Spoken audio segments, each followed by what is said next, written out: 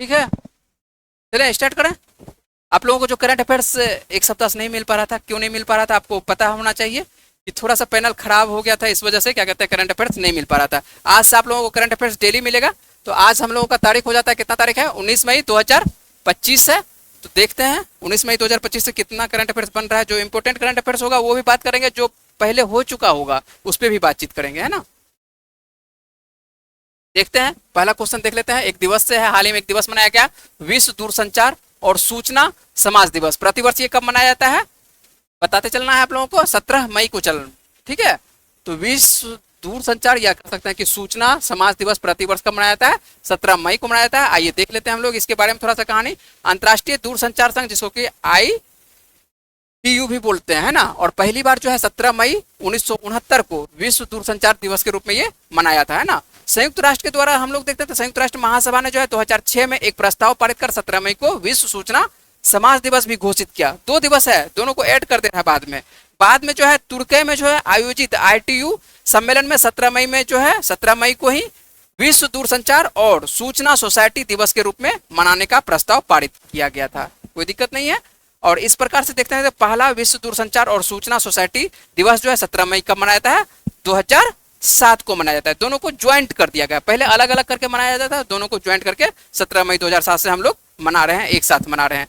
इसके अंतर्गत जो है कुछ और प्रश्न पूछा जाता है। ये प्रश्न आप लोगों को करंट अफेयर्स के अंतर्गत देखने को और मिलेगा कि 2015 में संयुक्त राष्ट्र ने विश्व समुदाय के लिए सतत विकास लक्ष्य, कौन सा लक्ष्य है, सतत विकास लक्ष्य जो है अपनाया है। और इसके तहत जो है 17 SDG लक्ष्य को निर्धारित किया गया। कितना, 17। ये जो है आपको प्रश्न बार बार सेट में देखने को मिलेगा कि कितना SDG रखा गया है। तो 17 SDG निर्धारित किया गया है। और इसका जो निर्धारित किया गया है कब तक पूरा करने की उम्मीद है, 2030 तक उम्मीद है कि पूरा करने का उम्मीद है ना। बिल्कुल, अगले प्रश्न पर चलते हैं। और ये प्रश्न आप लोगों के लिए बहुत ही महत्वपूर्ण है, इसको आप लोगों को अच्छे से अपने कॉपी में लिख के रखना है। चलिए देख लेते हैं हम लोग।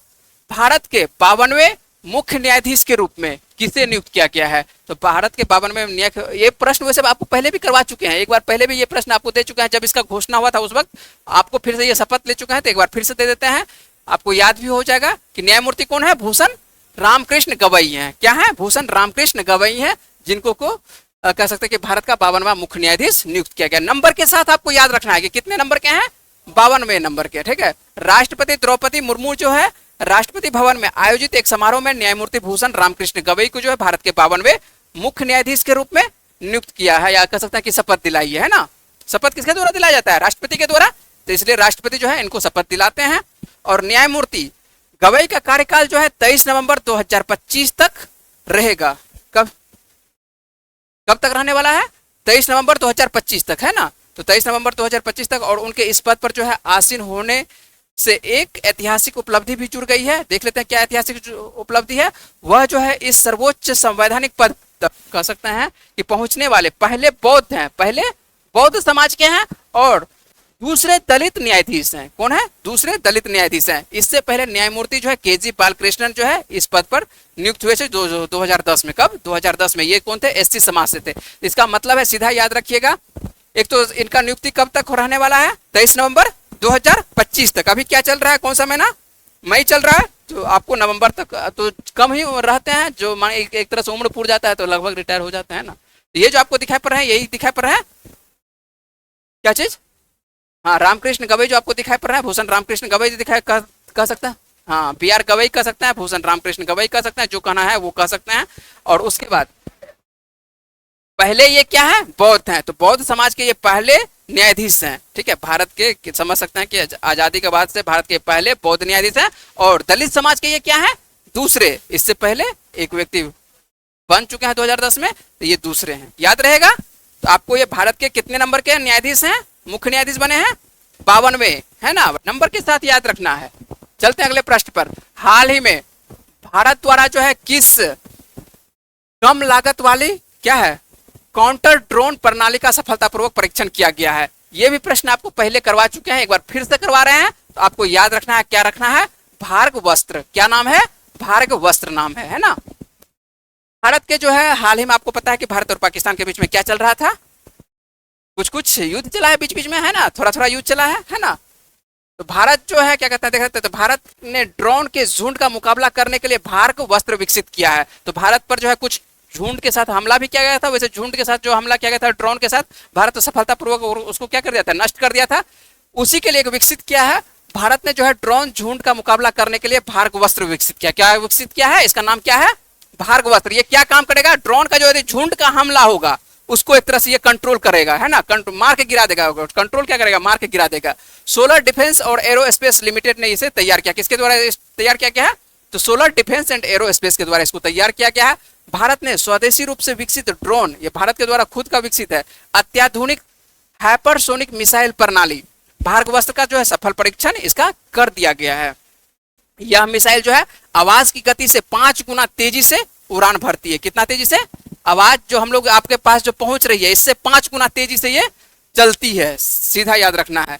और ये जो है 2.5 किलोमीटर दूर से ही पहचान कर लेती है क्या चीज को, मान लेते हैं यदि छोटे झुंड में यदि आ रही है ड्रोन का हमला हो रहा है तो 2.5 मतलब 2.5 किलोमीटर पहले ही उसको क्या कर लेगा, ये ट्रैक कर लेगा और पहचान लेगा कि हमला हो रहा है, और पहले ही उसको क्या करेगा, मार करके गिरा देगा। इस उपलब्धि के साथ ही भारत जो है आकाश में अपनी सुरक्षा को लगभग अभेद्य बना लिया है ना, मतलब एक तरह से अपनी सुरक्षा क्या कर रहा है, मजबूती के साथ। ये क्या है, ये जो आपको दिखाई पड़ रहा है यही क्या है, भार्गवस्त्र दिखाई पड़ रहा है, दिखाई पड़ रहा है ये जो आपको दिखाई पड़ रहा है ये क्या दिखाई पड़ रहा है, भार्गवस्त्र दिखाई पड़ रहा है। एक तरह से ये देखिए, ये भी क्या रहेगा, बहुत सारा यहाँ पर लगा हुआ रहेगा, है ना, यहाँ पर लगा के रखेंगे हम लोग, सभी जगह लगा के रखेंगे। और ये क्या करेगा, 2.5 किलोमीटर पहले यदि किधर से भी आ रहा है, समुद्र की तरफ से आ रहा है, पाकिस्तान की तरफ से आ रहा है, चीन की तरफ से आ रहा है, किसी भी तरफ से, बांग्लादेश की तरफ से आ रहा है, श्रीलंका की तरफ से आ रहा है, सभी तरफ लगा के रखेंगे हम लोग, है ना, चारों साइड से लगा के रखेंगे। कोई किधर से भी हमला करेगा तो ये क्या करेगा, झुंड को क्या कर लेगा, ट्रैक करेगा और ट्रैक करके उसको मार करके ये गिरा देगा। और इसका क्या नाम है, भार्गवस्त्र है। भार्गवस्त्र याद रखना, ये किसके लिए तैयार किया हम लोग, केवल झुंड ड्रोन हमले को नष्ट करने के लिए, याद रहेगा। अगले प्रश्न पर चलते हैं। हाल ही में कनाडा का विदेश मंत्री किसे नियुक्त किया गया है, तो कनाडा का विदेश मंत्री, हम लोग कनाडा का विदेश मंत्री क्यों पढ़ रहे हैं, सभी देशों का नहीं पढ़ते हैं लेकिन कनाडा का खास करके पढ़ रहे हैं। तो कनाडा का विदेश मंत्री क्यों पढ़ते हैं, इसलिए पढ़ते हैं क्योंकि हम लोगों की भारतीय है अनीता आनंद। कौन है, अनीता आनंद है ना। तो और देखिए कनाडा, आपको पता होना चाहिए कि कनाडा किस महाद्वीप के अंतर्गत, उत्तरी अमेरिका का महाद्वीप सबसे बड़ा वहां दिखाई पड़ेगा, है ना। तो कनाडा जो है नई विदेश मंत्री कौन बनी है, कनाडा की अनीता आनंद बनी है। और ये देखिए खास करके इसका याद रखना, भगवत गीता पर हाथ रख करके ये क्या करती है, शपथ खाती है ना। तो वहां पर आप समझ रहे हैं कि भारत से बाहर भगवत गीता आपके लिए चल रहा है। तो हिंदू धर्म का एक तरह से कह सकते हैं कि आप जो हिंदू धर्म के फॉलोवर होंगे उसके लिए एक तरह से गौरवान्वित करने वाली बात है ना। भारतीय मूल की अनीता जो है पहले रक्षा मंत्री और ट्रेजरी बोर्ड की अध्यक्ष भी ये रह चुकी थी। कनाडा के प्रधानमंत्री जो है अभी वर्तमान में कौन है, मार्क कार्नी बने, हाल ही में मार्क कार्नी बने हैं। और वही जो है अनीता आनंद को कह सकते हैं कि विदेश मंत्री नियुक्त किए हैं, है ना। तो आनंद जो कह सकते हैं, अनीता आनंद जो है इसका जिम्मेदारी क्या रहेगा, भारत के साथ भी अच्छा संबंध बनाने की कोशिश में रहेगी कि भारत के साथ क्या रहे, संबंध बेहतर बनने की, है ना। चलिए बात आता है जब कनाडा का, तो कनाडा का आपको बता देना है जल्दी से, राजधानी क्या है, कनाडा की राजधानी क्या है, ओटावा होती है, ठीक है। और यहाँ पर जो मुद्रा चलती है, कौन सी मुद्रा चलती है, डॉलर मुद्रा चलती है। और प्रधानमंत्री हाल ही में बने हैं, कौन बने हैं, मार्क कार्नी बने हैं, है ना। पहले भी आपको मार्क कार्नी के बारे में करवा चुके हैं। और ये जो आप तस्वीर देख रहे हैं यही कौन है, अनीता आनंद है, जो कि कनाडा की क्या बनी है, विदेश मंत्री बनी है ना। तो याद रहेगा। चलते हैं अगले प्रश्न पर, और ये प्रश्न भी आप लोगों के लिए बहुत इंपॉर्टेंट है ना। हाल ही में यूपीएससी अध्यक्ष किसे नियुक्त किया गया, हाल ही में यूपीएससी का अध्यक्ष किसे नियुक्त किया गया है, तो यूपीएससी का अध्यक्ष किसे नियुक्त किया गया है, अजय कुमार को नियुक्त किया गया। कोई दिक्कत, किसे नियुक्त किया गया है, अजय कुमार को नियुक्त किया गया है।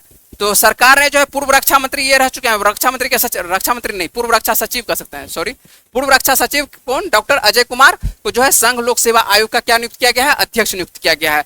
तो और ये जो है पूर्व में क्या कह सकते हैं, इसके पूर्व में कौन थे अध्यक्ष, प्रीति सूदन। अभी तक जो आप लोग पढ़ते आ रहे थे, हम लोग जो पढ़ते आ रहे थे, क्या पढ़ते आ रहे थे, प्रीति सूदन, यूपीएससी का अध्यक्ष पढ़ते आ रहे थे प्रीति सूदन। और तो प्रीति सूदन जो है 29 अप्रैल को क्या हो जाती है, सेवानिवृत्त हो जाती है। और इनके स्थान पर कौन बन चुके हैं, अजय कुमार बन चुके हैं। याद रहना चाहिए आप लोगों को। अब अजय कुमार मारना है, ठीक है, अजय कुमार, यदि अजय कुमार दे दिया ऑप्शन तो अजय कुमार मारेंगे, ठीक है। अजय कुमार ऑप्शन में नहीं है, जब उस वक्त तक मान के चलिए आपका क्वेश्चन पहले बना हुआ है और प्रीति सूदन ही है तो प्रीति सूदन मारेंगे, कोई दिक्कत नहीं, ऑप्शन के हिसाब से हम लोग देखेंगे, है ना। वो प्रश्न चेंज कर देता है, रातों रात प्रश्न चेंज हो जाता है, ठीक है। चेंज करने में क्या कितना सेकंड लगता है, सिर्फ टाइपिंग तो करना पड़ता है, 1 सेकंड में सब क्वेश्चन चेंज होता है। आयोग के सदस्यों का कार्यकाल जो है 6 वर्ष के 6 वर्ष का होता है या तो 65 वर्ष की, कुछ भी, या तो 6 वर्ष होगा या तो 65 वर्ष की आयु, जो भी पहले पूरा हो जाएगा उस वक्त तक कार्यकाल इनका रहेगा। और यूपीएससी के जो अध्यक्ष के रूप में उनका कार्यकाल जो है अब तक कितने वर्ष तक रहने वाला है, ये 2027 तक, तो इसका कुछ लंबा चलने वाला है ना। तो 2 अक्टूबर 2027 तक इनका कार्यकाल रहेगा और वो उस वक्त तक में 65 वर्ष के ये पूरा हो जाएंगे। अजय कुमार जो है उस वक्त तक में हो जाएंगे 65 वर्ष पूरा हो जाएंगे। ये जो आपको तस्वीर दिखाई पड़ रहा है यही अजय कुमार की तस्वीर है और यही क्या बने हैं, यूपीएससी के नए अध्यक्ष बने हैं। क्या बोले, हाँ, तो यूपीएससी के नए अध्यक्ष बने हैं, है ना। तो याद रहना है इनका क्या नाम है, क्या नाम है, अजय कुमार, है ना। और किनके स्थान पर ये बने हैं, प्रीति सूदन के स्थान पर बने हैं, तो याद रखना है। और कब तक ये लगभग रहेंगे, अक्टूबर 2027 तक। ये यदि त्याग पत्र नहीं देते हैं, अपने पद पर कह सकते हैं, यदि त्याग पत्र नहीं देते हैं तो अक्टूबर 2027 तक अपने पद पर बने रहेंगे, कोई दिक्कत नहीं है। चलते हैं हम लोग अगले प्रश्न पर। खेलो इंडिया यूथ गेम्स हो चुका है ना। तो खेलो इंडिया यूथ गेम्स क्या कहते हैं, कौन सा राज्य जो है पदक तालिका में कह सकते हैं कि शीर्ष पर रहा है, तो कौन सा राज्य रहा है, महाराष्ट्र रहा है। खेलो इंडिया यूथ गेम्स के बारे में हम लोग बात करते हैं, लेकिन खेलो इंडिया यूथ गेम्स जब स्टार्ट हो रहा है, इससे पहले हम 2-3 बार प्रश्न दे चुके हैं कि कहां पर स्टार्ट हुआ है, कहां पर स्टार्ट हुआ है, बिहार में। नीतीश कुमार मुख्यमंत्री जो है बिहार के नीतीश कुमार, उन्हीं के द्वारा इसका क्या किया गया था, अतिथि मुख्य अतिथि थे, लेकिन उद्घाटन किसके द्वारा किया गया था, प्रधानमंत्री नरेंद्र मोदी के द्वारा किया गया था। उद्घाटन प्रधानमंत्री नरेंद्र मोदी के द्वारा किया गया था, लेकिन जो एक तरह से कह सकते हैं स्टेडियम में जो दिखाई पड़ रहे थे, स्टेडियम में कौन दिखाई पड़ रहे थे, मुख्य अतिथि के तौर पर नीतीश कुमार दिखाई पड़ रहे थे, है ना। चलिए आइए, इस प्रश्न को हम पहले भी करवा चुके हैं, जब उद्घाटन हुआ था तो प्रधानमंत्री नरेंद्र मोदी के द्वारा, तो वो भी आपको करवा चुके हैं। आइए एक बार फिर से बात कर लेते हैं। 4 से 15 मई 2025 तक सरकार जो है खेलो इंडिया यूथ गेम्स के तहत जो है कह सकते हैं कि इसका 7वां संस्करण, कहां पर इसका 7वां संस्करण हुआ था, बिहार में। संस्करण के साथ याद रखना है कौन सा संस्करण था, 7वां संस्करण था, है ना। चलिए, तो याद रखना है खेलो इंडिया यूथ गेम्स 2025 का आयोजन कहां पर होता है, बिहार के 5 जिलों में। कौन कौन से जिलों में, पटना, राजगीर, बेगूसराय, गया, भागलपुर। देख लीजिए आपका डिस्ट्रिक्ट आ रहा है कि नहीं आ रहा है ना। तो खेलो इंडिया यूथ गेम्स 2025 का आयोजन कहां पर किया जा रहा है, तो पटना, राजगीर, बेगूसराय, गया और भागलपुर में किया जा रहा है, कोई दिक्कत। चलिए, इसके अलावा आपको ध्यान रखना है, इसके अलावा जो है आपको दिल्ली में भी किया गया है, ध्यान रखना है, दिल्ली में भी किया गया है। जिम्नास्टिक, शूटिंग और साइकिलिंग नई दिल्ली में इसका आयोजन किया जाता है। कहां पर किया जाता है, नई दिल्ली में। तो आपको ध्यान रखना है बिहार के साथ साथ कहां पर भी, नई दिल्ली में, है ना। प्रश्न में आपको आएगा जब कूट में देगा कहां पर किया जाएगा, तो आपको कूट में आपको तो पटना दिया रहेगा, राजगीर दिया हुआ रहेगा, बेगूसराय, गया, तो आपको तो याद रहेगा कि बिहार में हुआ तो बिहार वाला याद ही रहेगा। और इसके साथ साथ आपको याद रखना है क्या, दिल्ली में भी, नई दिल्ली में भी इसका आयोजन हुआ है। जो चीज मान के चलिए बिहार में जिस चीज का सुविधा नहीं था उसका सुविधा कहाँ कर दिया गया, नई दिल्ली में कर दिया गया, है ना, मैच को, है ना। देख लेते हैं यहाँ पर प्रश्न क्या था उसके बारे में देख लेते हैं। महाराष्ट्र को शीर्ष पर रहता है, तो महाराष्ट्र को कितना पदक जीतता है, 158 पदक जीतता है, जिसमें 58 क्या रहता है, स्वर्ण रहता है, 47 रजत रहता है और 53 क्या है, कांस्य। जो शीर्ष पर रहा है उसके बारे में आपको कम से कम याद रहना चाहिए। 158 पदक कुल, 58 स्वर्ण, 47 रजत, 53 क्या है, कांस्य पदक है। हरियाणा दूसरे स्थान पर रहता है 39 स्वर्ण के साथ 117 पदक। और तीसरे स्थान पर बात करते हैं, तीसरे स्थान पर कौन रहता है, 60 पदकों के साथ कर सकता है राजस्थान रहता है। आ जाता है हम लोग बिहार पर, डायरेक्ट बिहार पर आते हैं, मेजबान बिहार कुल 36 पदक के साथ 7 स्वर्ण जिसमें रहता है, 11 रजत रहता है, 18 कांस्य रहता है। और बिहार इस बार जो है किस स्थान पर रहा है, 15वां स्थान पर रहा है। तो बिहार का कह सकते हैं कि इस बार कुछ हद तक परफॉर्मेंस क्या है, अच्छा प्रदर्शन रहा है ना, 15वां स्थान रहा, तो ये भी अच्छा प्रदर्शन बिहार का रहा है ना। ये जो आपको दिखाई पड़ रहा है स्टेडियम कौन सा दिखाई पड़ रहा है, पाटलिपुत्र स्टेडियम, है ना, जस्ट बगल में दिखाई पड़ रहा है। तो आपको ये कौन सा स्टेडियम है, इंडोर स्टेडियम है ना। चलते हैं अगले प्रश्न पर बात करते हैं। 2025 विश्व खाद्य पुरस्कार विजेता कौन है, मारिया यांगेला। और हंगेरिया किस देश से संबंधित है, आपको याद रखना है। डायरेक्ट विश्व खाद्य पुरस्कार 2025 किसे दिया गया है, तो सबसे पहले तो ये भी याद रखना है। तो ब्राजील के एक प्रसिद्ध माइक्रोबायोलॉजिस्ट मारिया यांगेला हंगरिया है, इन्हीं को दिया गया है। और ये किस क्षेत्र में दिया जाता है, तो कृषि के क्षेत्र में दिया जाता है। विश्व खाद्य पुरस्कार जो आपको दिया जाता है किस क्षेत्र में, कृषि के क्षेत्र में दिया जाता है। और इनको जो मिला है किसके लिए मिला है, माइक्रोबायोलॉजिस्ट के लिए मिला है। किसके लिए मिला है, माइक्रोबायोलॉजिस्ट के लिए, याद रहेगा। और सीधा आपको याद रखना है 2025 का खाद्य पुरस्कार दिया गया, विश्व खाद्य पुरस्कार याद रहेगा। और आपको यहाँ पर एक लाइन और बता देता है कि विश्व खाद्य दिवस जो है प्रतिवर्ष कब मनाया जाता है, 16 अक्टूबर को मनाया जाता है ना। तो याद रहेगा मारिया यांगेला हंगरिया, ठीक है। ये जो आपको देख रहे हैं यही है मारिया यांगेला हंगरिया। ये जो आपको दिखा है कौन सा पुरस्कार, कौन सा पुरस्कार, विश्व खाद्य पुरस्कार, है ना। खाद्य पुरस्कार किसे दिया गया है, तो इन्हें कहाँ की रहने वाली है, ये ब्राजील की। अगले प्रश्न पर बात करते हैं हम लोग। नीरज चोपड़ा ने जो है नया क्या बनाया है, राष्ट्रीय रिकॉर्ड स्थापित किया है। और किस क्षेत्र में, तो ये भाला फेंक में, है ना, भाला फेंक में। और कितना ये मीटर फेंक चुके हैं, 90 मीटर के आसपास, है ना। तो 90 मीटर 90.23 कर सकते हैं, याद रखिएगा 90 मीटर का आंकड़ा ये पार कर लिए हैं। तो लिखा हुआ है कितनी दूरी हासिल किया, तो कितनी दूरी हासिल किया 90 वही चीज लिखा हुआ है 90.23 मीटर, है ना। तो ये इनके द्वारा फेंका गया, कह सकते हैं कि सबसे हाईएस्ट दूरी है। तो नीरज चोपड़ा ने जो है दोहा, कहां पर, ये दोहा डायमंड लीग में जो है 90.23 मीटर की दूरी तक भाला फेंक कर इतिहास रचा है और नया राष्ट्रीय रिकॉर्ड बनाया है। और इस खेल में जो है 90 मीटर का आंकड़ा पार करने वाले ये पहले भारतीय बन गए हैं। इससे वैसे तो इनके आसपास तक कोई है भी नहीं, है ना। तो ये पहले भारतीय बन गए। इस प्रदर्शन में उनके पिछले, कह सकते हैं कि जो पिछला इसका रिकॉर्ड रहा था कितना था, तो 89.94 रहा था, ठीक है। तो उससे एक तरह से कह सकते हैं कि अच्छा परफॉर्मेंस रहा है। तो याद सीधा रखना है कि क्या कहते हैं, कितना 89.94। और ये खेल कहां पर हो रहा है नीरज, इस बार दोहा डायमंड, ठीक है। ये जो तस्वीर आप देख रहे हैं, तस्वीर तो आप लोग को पता ही है कि नीरज चोपड़ा। इस जगह से आपको प्रश्न पूछा जाता है, क्या पूछा जाता है, एक तो ये किस खेल से संबंधित है, तो भाला फेंक से। और ओलंपिक में इस बार इसके द्वारा क्या जीता जाता है, कौन सा पदक जीता गया था ओलंपिक में, रजत पदक जीता गया था, है ना। याद रखना है कि ओलंपिक में इनके द्वारा, नीरज चोपड़ा के द्वारा इस बार रजत पदक जीता गया था। भारत के द्वारा, हाँ, पाकिस्तान के द्वारा स्वर्ण पदक जीता गया था और भारत के द्वारा रजत पदक। और भारत जो है मात्र एक रजत पदक जीता है, जो कि नीरज चोपड़ा ही केवल जीतते हैं, है ना।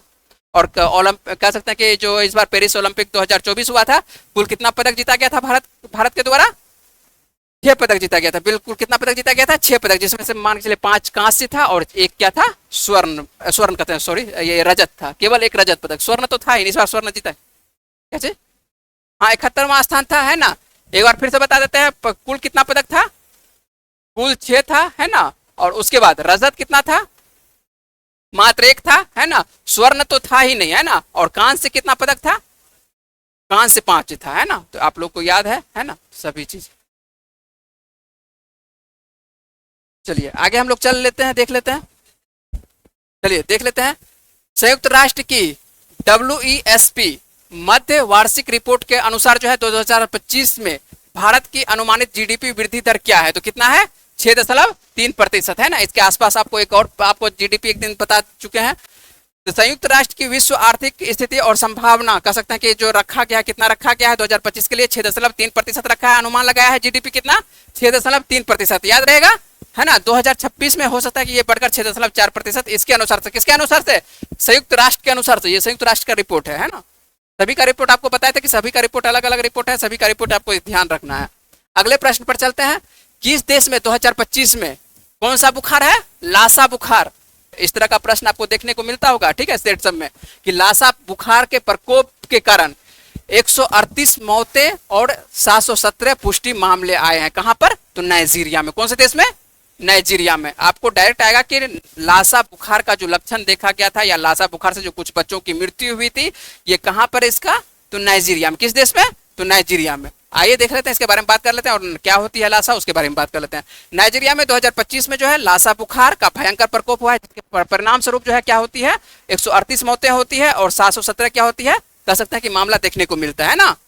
और लासा बुखार क्या होती है, ये बात कर लेते हैं। तो लासा बुखार जो है एक क्या है, वायरल रक्तस्रावी बीमारी है। क्या है, वायरल रक्तस्रावी बीमारी है, जो लासा और वायरस के कारण होती है, जो आमतौर पर संक्रमित, कह सकते हैं क्या चीज, मास्टोमिस चूहों के मूत्र और मल के दूषित भोजन और घरेलू वस्तुओं के माध्यम से मनुष्यों में फैलती है। याद रहेगा किससे फैलती है, तो ये चूहों से होने वाला बीमारी है। किससे, चूहों से। वो जो मान के इधर उधर जो तत्र वितर इधर उधर कर सकते हैं, कि मान के मूत्र और मल जो त्यागता है चूहों के द्वारा, उससे देखिएगा, हाँ, चूहा से प्लेग भी होती है ना। तो प्लेग भी होती है, लेकिन यहाँ पर जो है आपको अभी बात कर रहे हैं किसके बारे में, लासा बुखार के बारे में। तो अभी लासा बुखार पर ही बात करते हैं ना। तो ध्यान रखना है आपको, किस देश में, ये नाइजीरिया में देखने को मामला आया है, नाइजीरिया में। जब नाइजीरिया का नाम आता है तो नाइजीरिया के बारे में जल्दी से बात कर लेते हैं। नाइजीरिया की राजधानी क्या है, तो नाइजीरिया की राजधानी क्या है, अबूजा है। और यहाँ पर जो मुद्रा चलती है, कौन सी मुद्रा चलती है, नायरा मुद्रा चलती है। कौन सी मुद्रा चलती है, नायरा मुद्रा। और राष्ट्रपति कौन है, बोला अहमद टिनुबू है। हाल ही में राष्ट्रपति चुनाव जीते हैं बोला अहमद टिनुबू, है ना। 2000 कह सकते हैं 24 में ही जीते हैं, वैसे अंतिम 24 में। पूरे अफ्रीका महाद्वीप में कह सकते हैं इस देश में आबादी में ये क्या है, सबसे अधिक है। अफ्रीका महाद्वीप का सबसे आबादी वाला, जनसंख्या वाला देश कौन सा है, तो नाइजीरिया देश है ना। मैप में देख लेते हैं कि नाइजीरिया आपको कहां पर दिखाई पड़ेगा। ये जो आपको दिखाई पड़ रहा है, कौन सा महाद्वीप दिखाई पड़ रहा है, अफ्रीका महाद्वीप दिखाई पड़ रहा है। और अफ्रीका महाद्वीप में आपको ये जो आपको कलर भाग दिखाई पड़ रहा है, ये देखिए क्या दिखाई पड़ रहा है, नाइजीरिया दिखाई पड़ रहा है। हम सिर्फ आपको मैप में दिखाएंगे, इसके आगे की कहानी आपको जो है बायोलॉजी क्या कहते हैं, ज्योग्राफी में आपको विस्तार से पढ़ने को मिलेगा, है ना। नाइजीरिया सब के बारे में विश्व हिस्ट्री में कर सकते, विश्व हिस्ट्री में पढ़ाया जाएगा। और आपको क्या पढ़ाया जाएगा, एक तरह से ज्योग्राफी में आपको पढ़ाया जाएगा कि क्या क्या क्या वहां पर पाई जाती है, क्या नहीं पाई जाती है ना। आइए हम लोग देख लेते हैं, क्या देख लेते हैं कि पिछले वीडियो का कुछ प्रश्न था, उसके बारे में बात कर लेते हैं। तो पिछले वीडियो का एक प्रश्न था, आप लोगों को जल्दी से बताइएगा, सैफ फुटबॉल चैंपियनशिप 2025 का आयोजन कहाँ किया गया। प्रश्न आपको थोड़ा सा लंबा हो गया था, मतलब ये गैपिंग ज्यादा हो गया है, तो देखते हैं कि याद है कि नहीं है। कहाँ है, अरुणाचल प्रदेश, बिल्कुल सही है, अरुणाचल प्रदेश है ना। इस तरह से आपको याद रहना चाहिए। हम लोग आज का प्रश्न देख लेते हैं जल्दी से, और इस प्रश्न का जवाब आपको कहाँ पर देना है, कमेंट बॉक्स में देना है। यूट्यूब के चैनल पर आपको कमेंट बॉक्स में, जहां पर भी जिस भी चैनल पर आप देखते हैं उस चैनल पर आप जाकर दीजिएगा, ठीक है। देख लेते हैं क्या है आज का प्रश्न। खेलो इंडिया यूथ गेम्स 2025 में कौन सा राज्य क्या रहा है, तालिका में शीर्ष पर रहा है। तो आपको कमेंट बॉक्स में जो देना है जवाब, तो इसके बारे में जितना भी मान के चलिए आपको कहानी किए हैं वो लगभग लिखने की कोशिश करना है कि क्या क्या इसके बारे में आपको बताया है। शुरुआत से जो जो आपको याद होगा वो बताने की कोशिश करना है। हम लोग मिलते हैं करंट अफेयर्स, आज से आप लोगों को डेली मिलेगा, है ना। कुछ पैनल में खराबी के कारण आप लोगों को बीच में नहीं मिल रहा था, तो आज से आप लोगों को डेली करंट अफेयर्स मिलता रहेगा। मिलते हैं हम लोग।